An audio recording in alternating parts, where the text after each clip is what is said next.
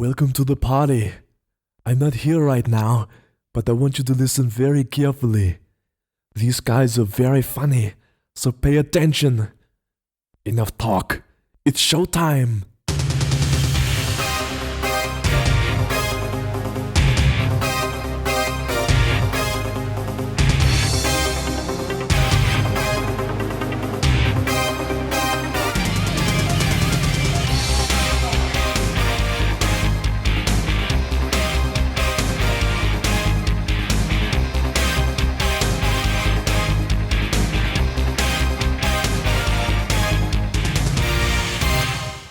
Hello and welcome to Bags of Action. My name is Pete, and on today's show, I'm joined by a very special guest to celebrate the 30th anniversary of Total Recall. Richter. No, that's not a comment on you. That's 30 years ago. Yeah, Richter has made it to the party this time. It's Mr. Michael Ironside. Oh my God. There's always one line. There's always one line from each film or something that people keep doing. I can't tell you how many times I've had people walk up and say, "See you at the party, Rick," or some stupid thing like that, or But it's a valid point. I can't actually quite get my head around the fact that 1990 actually is 30 years ago. But did you expect to be talking about Total Recall still this many years on? No, I don't have too many expectations about the future. I try and stay out of that. I don't want to get all spiritual and shit on me. I like to stay in the present as much as possible. I was a big fan of Philip K. Dick and stuff like that. I'm one of those guys. I got raised on sci-fi, and I got raised on a lot of literature. But my grandfather was Findlay Ironside, Jock Ironside. He was from Aberdeenshire and up in the northeast there. And he was actually part of the first 100. You ever heard of Sci-Fi magazine? Yep. Yeah. Originally, that was a private. Within a group of 100 people that they passed it around. It wasn't for public consumption and stuff. And back in the 40s, and my grandfather, and you had people like Frank Herbert was a member, and AJ Vaught, and who did Slam 1, 2, and 3. They're the most famous that he did, the Slam books. And Alex, the Great Beast 666, he was a member, and they would all write and send it around to each other. It was kind of like a writing club and a private club. And later on, it got reprinted and republished and reset and stuff like that. But Sci-Fi magazine, it was basically a publication of short stories and stuff. I think even Philip K. Dick got something in some of his first writings were published with Sci-Fi magazine. So my grandfather was part of that. So I was exposed to the idea of sci-fi and science fiction at a very young age. My grandfather would say that there's the old saying that D.W. Griffith, I think, said that there's only 6 real scripts out there. There's only 6 real storylines, and 4 of them are westerns. And it's the truth of sci-fi. Most of them are westerns. And where there's a good guy, a bad guy, a town that's in trouble or a situation that's in trouble. And the good guy comes to town and he takes on the bad guy, and there's a girl involved and all this stuff. And usually you can't talk about political change or unrest or social comment. If you do it, it turns people off. They live it in the news. Yeah. You can't. You can't tell. Knock on wood, Hamlet. But you can tell it in a different format so that people get entertained and they can get educated. I mean, I think the true test of a story is that, you walk away with it with a sense of wanting a little bit more. You feel energized in it, and when you wake up the next day, you're still considering it. You're still, you're still reveling in some of the story. And it imparts in you some kind of change in your perspective or more information so you can have a different perspective. And Total Recall did that. Dick's work was Philip K. Dick. If anyone out there doesn't know Philip K. Dick, please get into it. His short stories and so on. And Total Recall is, I think, an emblematic of Dick. It has paranoia, it has schizophrenia, it has duality of personalities, all the stuff he suffered in his life, the taking of drugs to alter a personality, the paranoia of government, all that stuff that he lived in his life. So, I think Paul is a master storyteller and did an incredible job on Puerto Rico. Yeah, that's one of the questions I had actually. Is that so? You mentioned about kind of the way that science fiction can be used to kind of get across, I guess, subtext and kind of social issues, which maybe you can't in other genres. And like you say, Paul Verhoeven is very good at that. And you obviously went on to work with him again in Starship Troopers. So what's he like to work with as a director? Well, that's an impossible question to answer. I've worked with, and I don't mean to be derogatory here. I've worked with over 300 directors in the last 50 years. Over 300 directors. And Paul is one of maybe 5 that I class as true artists. I mean, true. Nothing happens on his films or on his set without his fingerprints on it. He's absolutely in charge. There's a couple of other I won't go into, but whereas on other films, and it's not that one's better than the other. It's that some other films, it's a collective, it's a tribal operation. Depending on your budget, sometimes you can't tell the story that you want a story without a huge collective help. And, where the director will get in trouble and say, my plan is I have 6 setups. That's for the rest of the day, and I've only got enough time for 4. Does anyone have any ideas on how we're fucking going to get this done? And anyone that's got an experience, usually a DP will step up or somebody, very ready. But sometimes they'll ask somebody who's been around a while, and they'll say, well, we can put all this in this one corner, do this, walk away. And I've had enough experience. So it becomes a collective, not on a Paul set. Paul's in charge. Nothing happens without Paul's stamp. He actually said when we did Total Recall, if you have any issues with anything, let me know 3 weeks ahead, 21 days. I think it was 21 days, but it was a long time. Right. He said, because if it's within 21 days, you're going to have to live with it. And believe me, I don't think anyone had the balls to walk with the Paul and said, I see it this way. It's like, I would work with Paul in the drop of a hat. When I'm on Paul's sets, when I was on those sets, I felt safe to take risks. It's like Dad's in charge. It's like you have a true leader, you have a true storyteller in charge, and that's what I want as an actor. I want the security to take risks.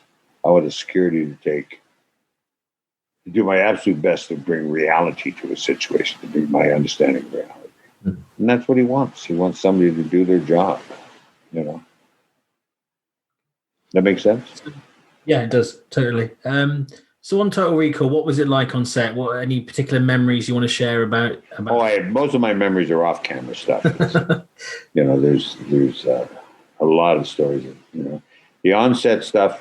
It's an immaculate working environment because Paul makes it that way. He's in charge. You know exactly what you do, what is expected of you, and if you're professional, so that you step up and you do it. And he'll make an adjustment, and maybe he'll say, "Why did you do it that way? We're doing it this way," and you'll do it. I mean, he's an immaculate storyteller. The stories and memories I have are all off camera. They're all funny things and stuff. But do you want to hear some of those? Yeah, why not? Why not? I told when I've completely forgotten. Here's something I talk about. People talk about Arnold. He was at the top of his kind of notoriety at that time. He'd made the crossover. He'd done, I think,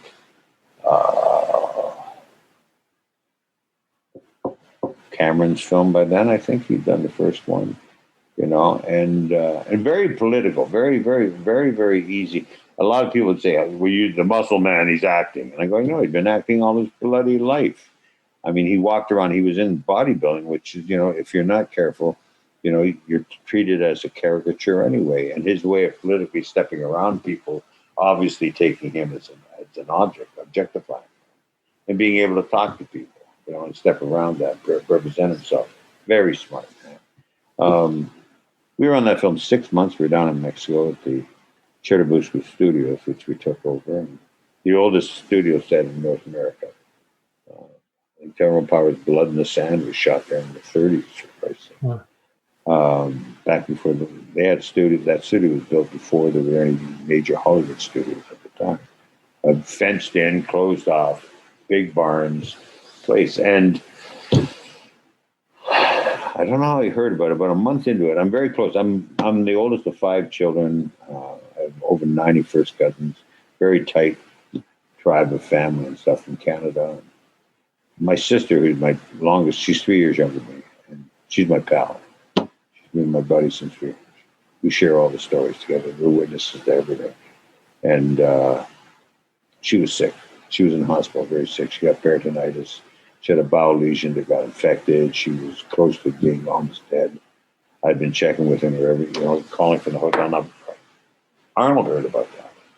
And he said, I heard your sister's sick. And we were going to lunch one day. And I said, yeah. And he said, you want to call her? And I said, I do at night. He said, no, call her now. And this is before cell phones. The internet was impossible. There's no cell phones or internet.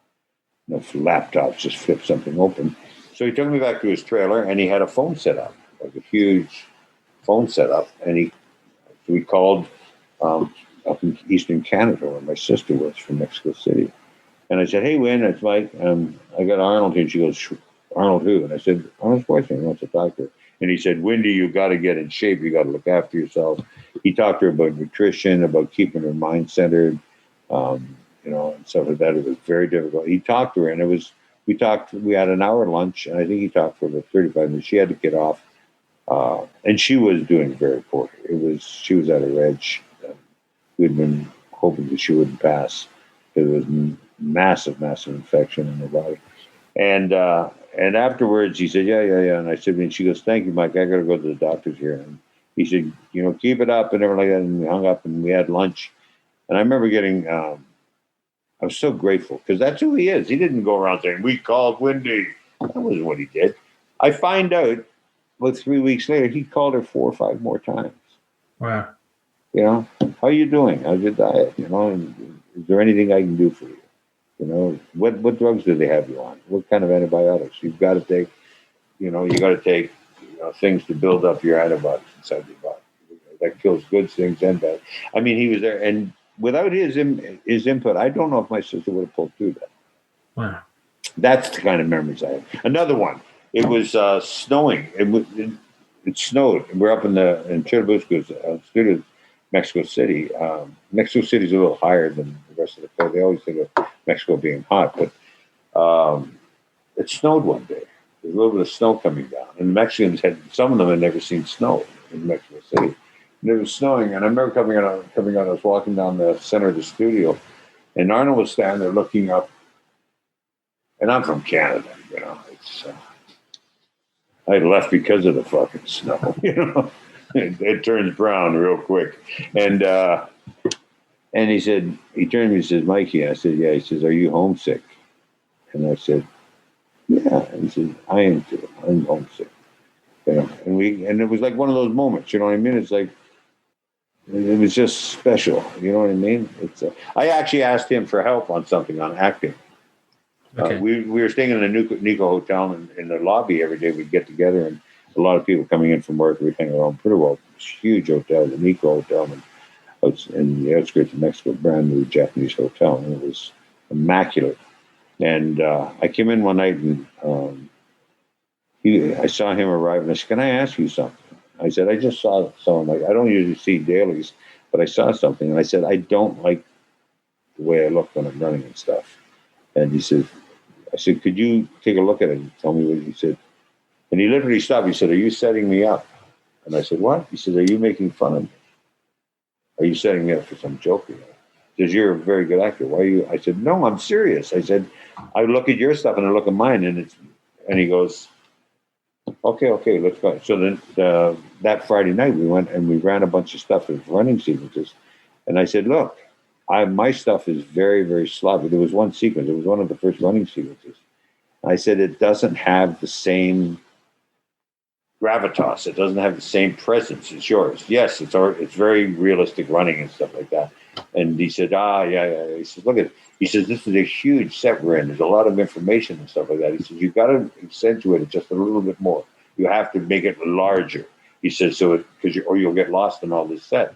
And I asked him a few times because I watched what he was doing, and he was right on the money. He was right on the fucking money. He said everything here that we're acting, some of it is much bigger than life. He says, now when we're on the outside patio and stuff like that, when we're like we shot in the center, that modern sequence in the center of Mexico City, completely different, very naturalistic. We were talking before we did that, and I said, it's going to be, he says, yeah, he says, I've got to tone it down. He says, how do you do this? And he asked me a couple of things. I said, yeah. And how it would be more natural. But he was absolutely right on the money. You know what I mean? He's a brilliant man. You know, he was made to be a politician. Still is. Anything else you want to do? Yeah, I guess we talked about Paul Verhoeven earlier, and I guess are there any? And you said you've worked with a very large number of directors. Is there anyone left? Is there anyone on your list of people that you would aspire to work with, or any new filmmakers that you really like to work with? I love working with new filmmakers, new young writers and directors and stuff. And if the material is interesting and stuff. I've always said I do very large budget films, and so that I can go off and do independents and stuff with first time film directors and stuff. I'm going to go do something. I'm not going to give its name and stuff, but that's why I'm looking the way I am a little bit. We're supposed to shoot in January, and playing a generic geriatric kind of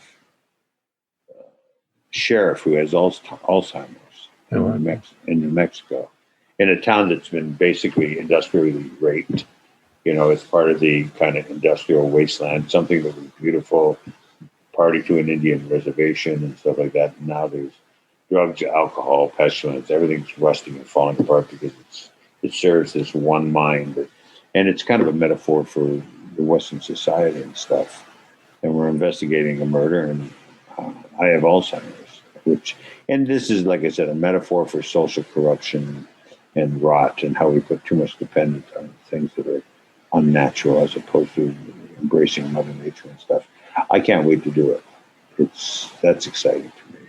Again, it's the first time to write everything and we've actually worked. The director has asked me my opinion on things, and we've been able to rewrite some of the stuff in the script and stuff for him, restructure it, and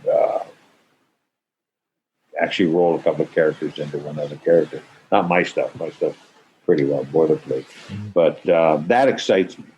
You know, there's no standing still in the arts. You're either going forward or you're falling backwards. You stand still. You know, my dad once said to me, he said, I was passing a whole bunch of opinions on something, and my dad said, "You're not in a learning position." And I said, "What are you talking about?" He said, "The past is an abstraction. It's memory. The future is speculation based on memory. It's an abstraction." He says, "The only thing that counts is right now. And right now," he says, "you're standing still, turn with your back to the future, looking at the past, spewing a whole bunch of judgment on other people. You're not learning a fucking thing." And I heard that another version of that later on. And it's absolutely true. To have people you respect call you on that stuff is so important. You know, because, you know, we have a tendency, I think, as human beings to go around, as soon as we find a new toy or a new stick, we go around waving it at people, you know, instead of seeing it as a tool to help us understand something else. That's all there is, I think, is education, growth, and love. You know, that's what it's all about. And so far, the phone still rings, so I get to go to work. You know, somebody once said to me, "Have you ever thought of retirement?" And I went, "No." You know, I'm sure someday the phone will stop ringing. As of yet, it hasn't. Yeah, it's kind of interesting. I can't sleep the first night before a production, whether I'm doing one day on a small project or I'm doing a major character on a huge multi-million-dollar project. I don't sleep the night before because I've talked about this before. It's because it doesn't have form yet. It doesn't have all the pieces there. It's not until the director says, "Print that." You know, person's storyteller's in charge. And usually by the end of the first day or halfway through the first day, I start to get tired. You know, and I sleep really well the second night. And my daughter, my oldest daughter, Adrian, she's in Nashville. She just produced her first project last fall, and then COVID hit, and they're in post and stuff, having some distribution problems. Okay. But she heard that, and she goes, "Yeah." She says, "Then when the day comes that you can sleep before you go to work on your first day, probably the day you should hang it up. And I said, yeah, that's a pretty good earmark. That's a pretty good watermark for you to follow. So far, I still fret. I'm still cooking until I get it on set. So I guess, as you say, you've done kind of blockbusters, but you've also, got your foot in the kind of more independent films. One thing we talk about quite a bit on the show is how we tend to look back at older films, because I think we found that, particularly with action films, spectacle has become so big that we kind of feel that the emotional connection sometimes has been lost, or maybe the audience is kind of, people can say, "No, this is a great film. It's a great film," but then it's like, well, what actually happened? What was the motivation of the characters? And they're like, well, there was this scene, there was this big, set piece, but it's like, well, what was? Do you think that's the case, or do you think that has changed? Well, I don't think for something to have legs, it's got to have story. Take a look at, we're talking about Total Recall here, and I'm not shitting all over the attempt that they did with the second Total Recall, the remake, but it's all flash and bang and mirrors. It's just, audience squirm. I couldn't sit through it, and I'm not shitting on it. I just wasn't interested. You have a base story there that's pretty ironclad if you follow it, and they spend all the time showing us all the money they spend on special effects and nothing on character development. I have friends who were in that film that were, they spent like a month on it shooting stuff, and they're not even in the film because it was cut. When you have distributors and money telling you what to do. A director once told me that about $1.5 million, you have the most amount of freedom. Anything over $1.5 million. Actually, these days, it's anything over 850,000. You get a personality on set telling you what you should be doing with the money. And for every $1 million you get another personality and another personality. I remember when we did Starship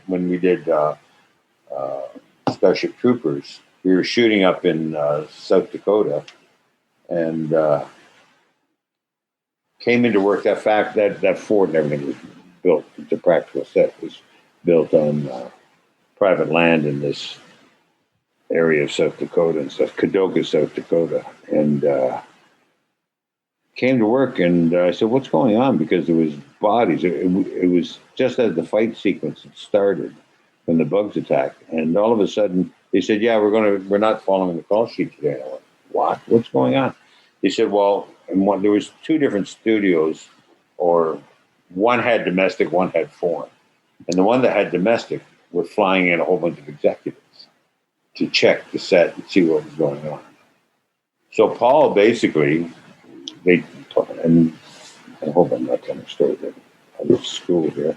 Paul basically, though he needed the coverage, he basically had blood and guts and body parts thrown all over the fort, and he went around shooting bloody arms and broken bodies and stuff like that, and none of the acting. And all these executives came out and sat in their chairs and like that, and he basically got Steadicams shooting gore, blood, and dismembered bodies while they were there. Until they left. And he said, "Okay, now we go back to work." And that was his way of, I think, just saying, it's none of your fucking business around there. And he had the clout to do that. Yeah. I would guess, I don't want to get inside Paul's head, but I was told for every $1 million you get above 1.5, you're going to get another personality with it.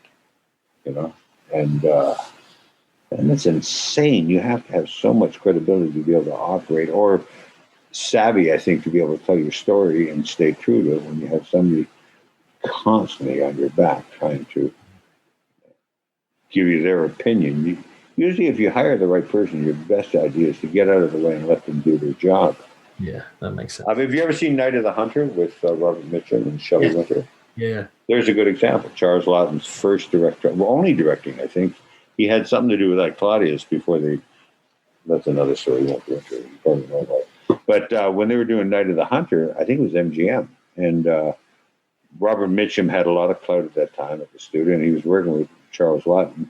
And Charles Laughton, there was that sequence once the priest, love, hate, he's got it tattooed on his hands. He gets in the cabin, and Charles said, "There's a mood I want. I see the shot," and everything like that. And Robert Mitchum was absolutely a new way of working. It was with Charles Laughton. He was very visceral, Charles Laughton.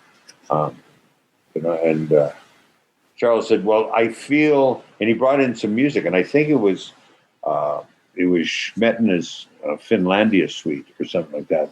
The Moldau suite, no, not the Moldau, Finlandia, the second movement, and there's this movement, there's this air to it, and he had it playing the music, and these studio execs walked into one of the barns while they were doing this, and the music was playing because he was going to dub it later, and he said, "I'm going to have this awkward camera angle." He said, "Where you're coming down the hall, and I want this exposure." And the studios literally walked down and said, "What the fuck is going on?" And everything like that. And Lawton got very, very fragile, got very, very fragile.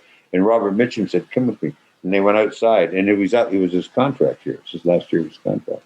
He went outside and he said, "I'm going to tell you straight up, that man in there is a genius. He's proven he's a genius. You do nothing but sell apples, oranges, and sometimes garbage. If you walk on this set again until it's finished and leave us alone, I will just walk away. And we will not renegotiate the contract." And he basically slapped him and sent him on the way because he understood. And he didn't resign with them. Mm. And I often think there's a paranoia. I got a bit of paranoia. I got to meet Rob Mitchum a couple of times. But, and he just kind of waved it away. But when he did go away, he went independent. And it was soon after that he got busted for marijuana. He got charged for that, stuff like that. And I've often wondered whether that was the powers to be slapping him a bit, you know. I'm a bit of a paranoid myself, so but that's, you know what I mean? There's that. Yeah. It's very rare. Now, you master storytellers like Paul Verhoeven, Walter Hill, and some of the others, you know, they have a very specific idea of what they're doing. Very specific. And they're deaf. You hired them because they know what they're doing. They've been hired. They don't have to fuck away and let them do their job. I know what you mean. I think in a world of kind of... That's precocious. It might be precocious of me to say that, but... No, but it makes sense. I think in a world of kind of remakes and reboots and franchises, you just feel like it's producer-led filmmaking, not auteurs, and you know that I think does feel like something's been missing. Unless it's in the indie scene, like something like Turbo Kid that you're in. I saw that felt like something. Yeah, we're actually Turbo Kid's financed. Turbo Kid 2 is financed. Great! I read the script. Well, I think we're going to go in the spring. Originally, we were going to shoot in New Zealand or something, but COVID has kicked it in the teeth again. Yeah, and I've read the script. It's quite good. I don't, you know, but I talked to the producer, the boss, and we'll see. I mean, it's a lot can happen between now and the spring. Yeah. Great film. Have you seen Turbo? You liked it? Yeah, it was a great film. Yeah, I really liked it. It was wonderful. That was done with no money, shot in a gravel pit in Montreal, just outside Montreal.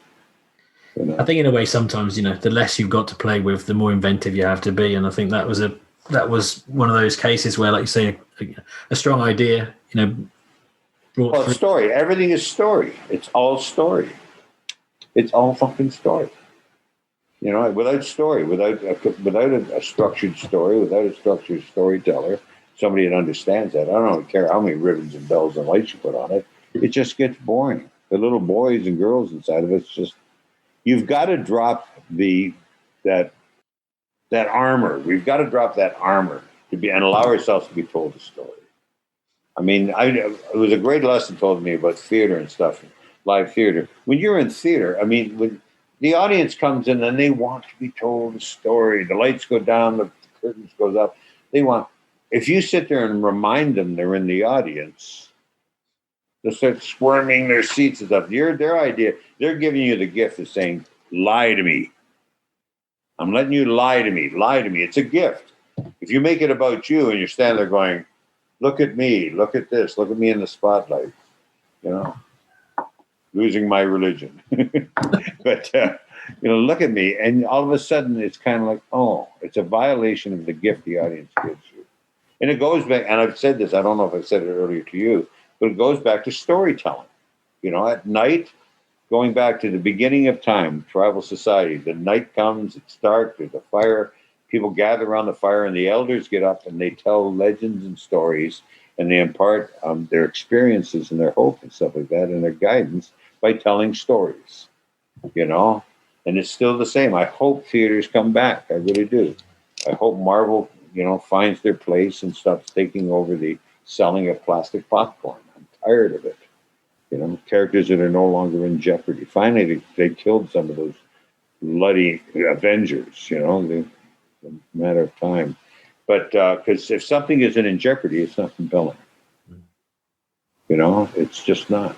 And what we do is we go into a dark place, the light comes up, and we give over the gift, tell us the story, let us walk away with some visceral knowledge, let us walk away with some traditional and legend so that we can improve our lives. Tell us a story. Give us respite from the agony and the fear of what's going on outside. I just hope that theaters come back. We're not going to get rid of Zoom. We're not going to get rid of large screen TVs and stuff like that. But when you can pause the story to go have a flu, or make another cup of flu, it does something. There's a demand from the audience when you go into it. It breaks that immersion, doesn't it? What you do. Well, they're two different things. They're two different types of storytelling. Television and broadcast is one thing. Films, everyone thought when films came, the theater would die. Then everyone thought that when television came, film would die. Now everyone says, oh, we got the internet, film's going to die, television's going to die. No. We accommodate it all, And it's the nature of what we do in the circus. If you make it about you and don't look after the audience, you say, look at how clever I am. Look at how many fucking flags and bells and whistles I got. The audience gets bored.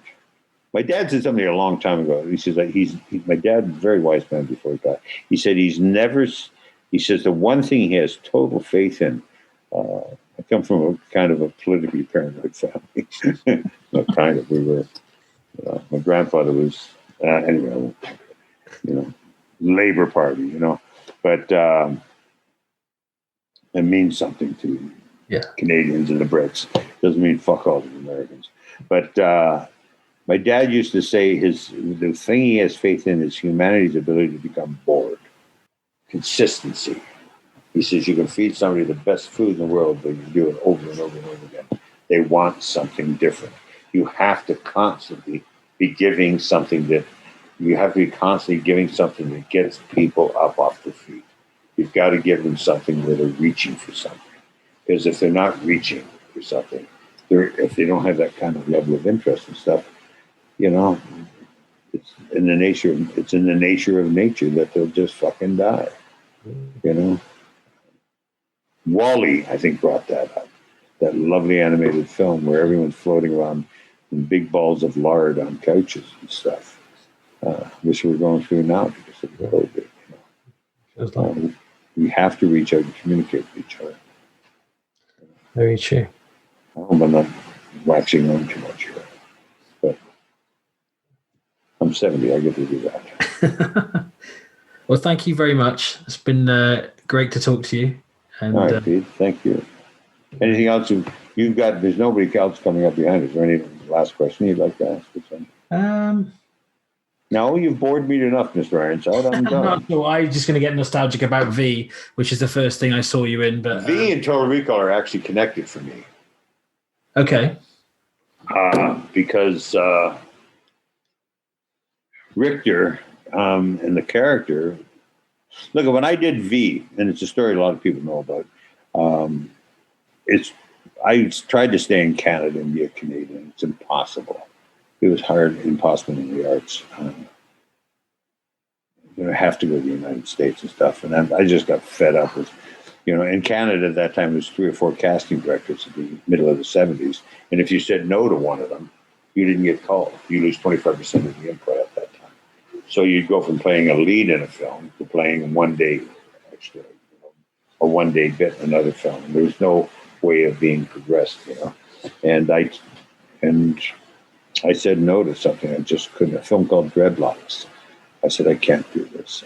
They offered me scale plus 10 or something. And one of the producers said to me, he said, well, if you were any good, you wouldn't be here.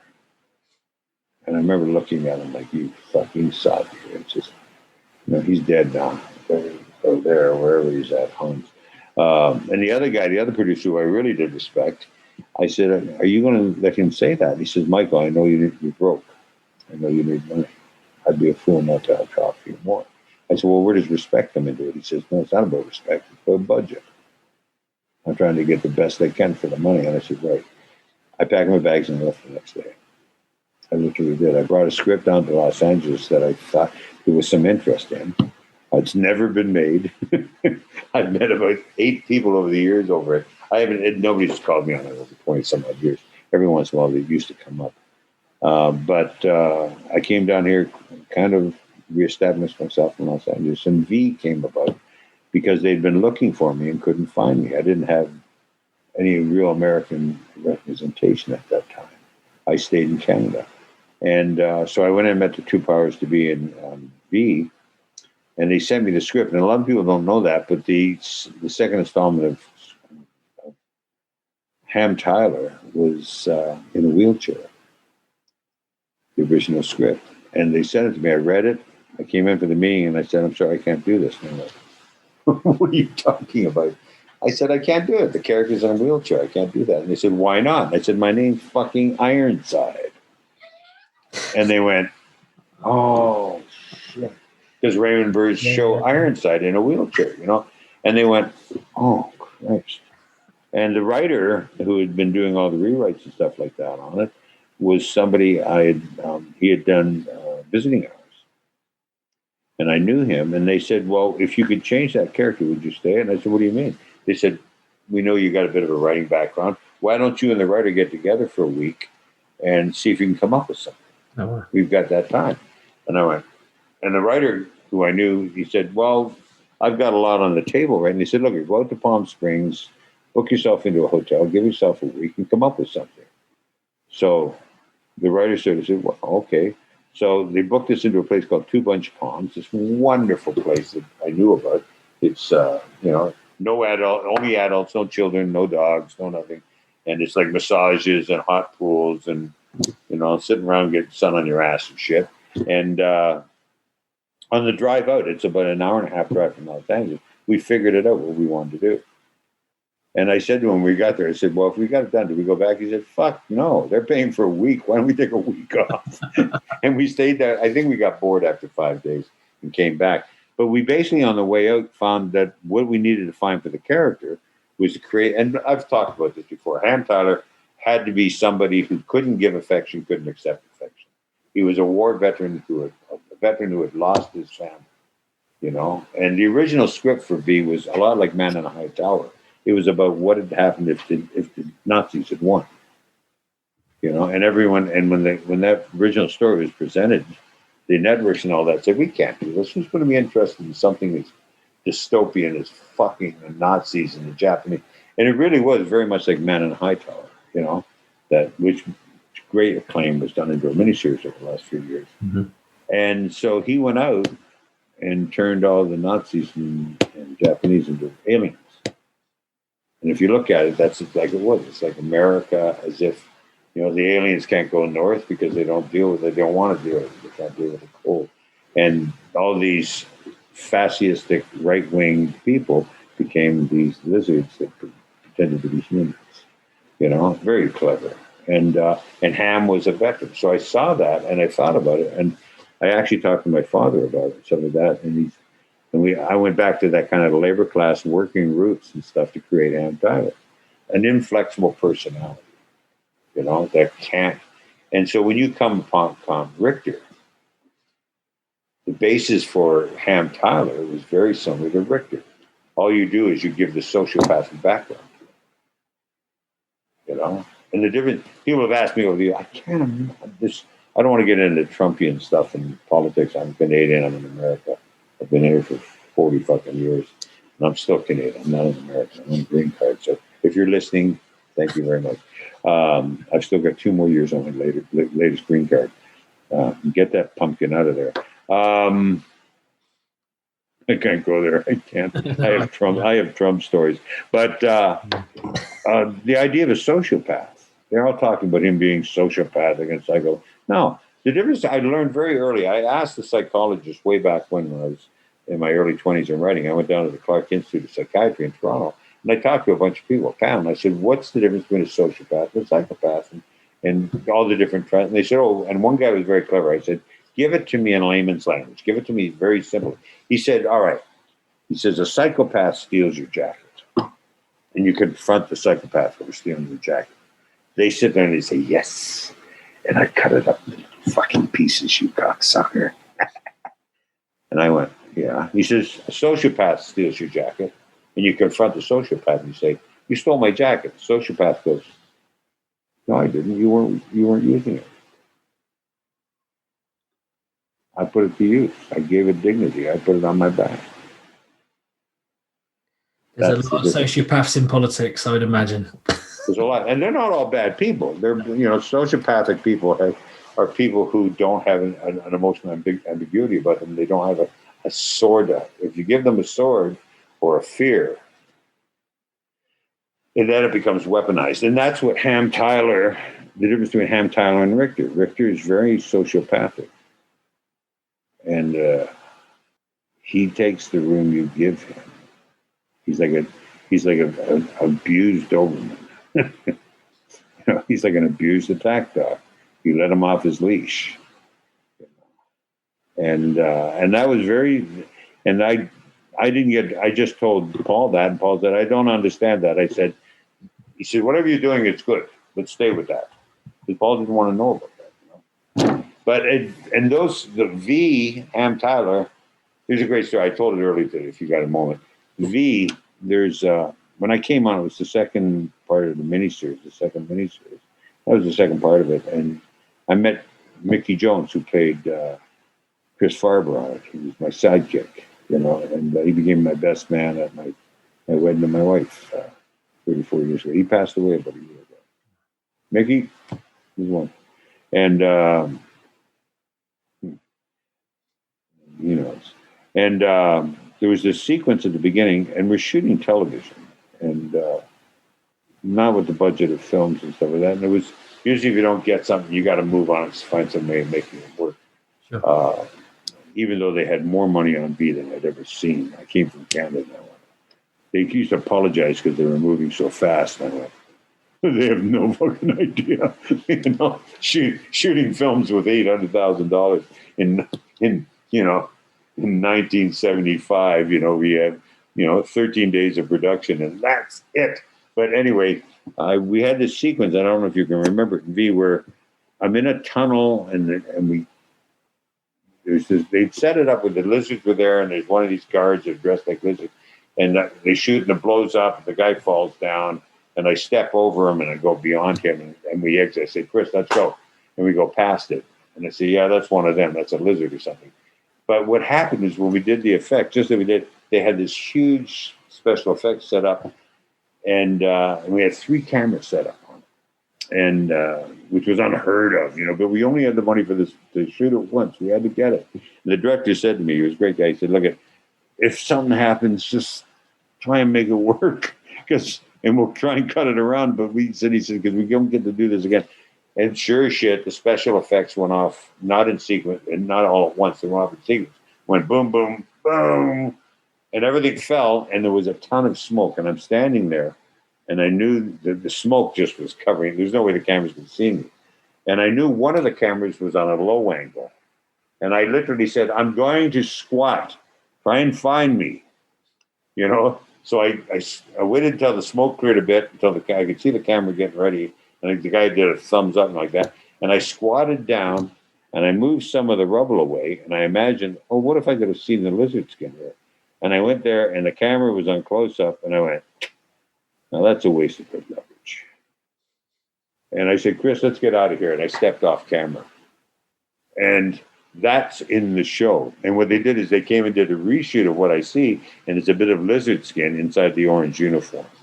And I don't know where that line came from. That's a waste of good luggage.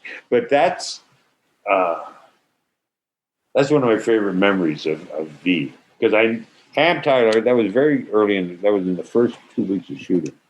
And that came up for me. And I realized I felt the volume and my place when I did that. That makes sense? It was sort of like they trust me, I trust them. They came out and said, the producer and the director came out and said, thanks, that saved our ass on that one. And they showed me the assembly about 4 days later, and I went, fuck, it works. Because they were able to cut between the three while I'm standing there and all the smoke clears. You can see me going like this. And I squat down. Yeah, no, that's a waste of good luggage. And if you notice in the shoot, I've got armadillo cowboy boots on. They're made of armadillo skin.